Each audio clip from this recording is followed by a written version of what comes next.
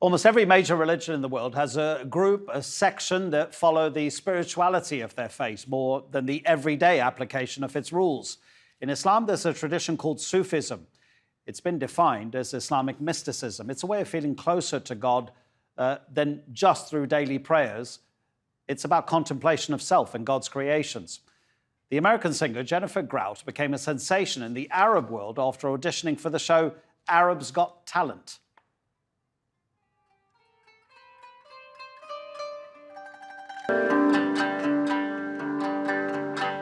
للي جنبي واللي شايف ما جرالي اشتكي له يبتسم ويزيد الوعي يا طيور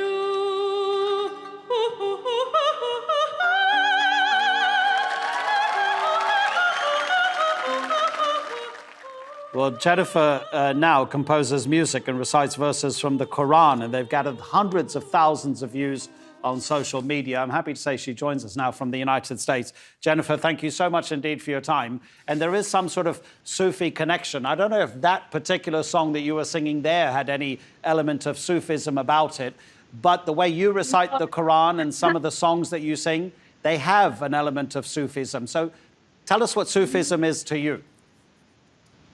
Well, I don't see Sufism necessarily as separate from Sunnism or Islam in general. It's just like another basically branch of knowledge and a way to get closer to God. And really, that's the ultimate goal of all, of all ways of practicing Islam. So, I mean, Islam is so versatile. It's so diverse.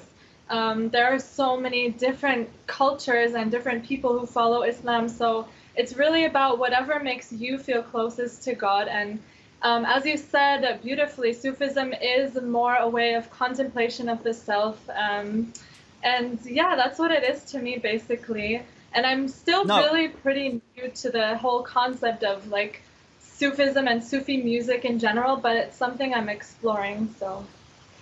That's also my understanding. I was going to say that it's not at all a separate sect of Islam. It is very much part of mainstream Islam, but it has something slightly more almost transcendental about it. When you see the whirling dervishes and the way they are in some kind of religious trance when they're doing that dance. And I'm just wondering if at a time like this, when people are isolated, when they can't socialize the way humans need to do, when there is a fear of the unknown, whether it might be a way to actually find some sort of solace away from the reality of life. Of course, yeah. I mean, everybody needs time to sit and be by themselves and contemplate. And this is such an important aspect of all spirituality, I think. And it can be a blessing. I mean, for some, obviously, it's getting crazy. People who have like 1 million children running around and they have no help now. As we saw in the segments before, there's people suffering from domestic violence. So it's not the same for anybody. But I would definitely say for whoever has the blessing of just having this time to themselves, it definitely is a way to get, closer and to explore the self. Are there any famous Sufis of the past who have inspired you?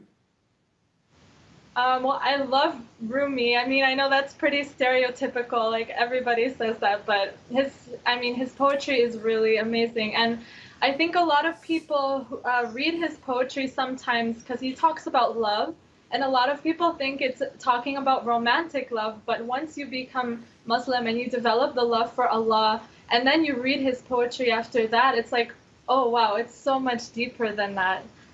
He's talking about the love of Allah, and yeah, his poetry really is timeless and amazing. Jennifer, thank you so much indeed for talking to us. You know what? I'll give you a Rumi quote just for you. This is love, to fly toward a secret sky, to cause 100 veils to fall each moment. First, to let go of life. Finally, to take a step without feet. Jennifer Grout, really lovely to talk to you. Thank you so much. You know what? We're going to end the show with more of your music. Take care. Thanks for joining us. And thank you so much indeed for joining us. That's the News Hour. We'll be back with a full bulletin in about 4 minutes or so. Bye-bye. you.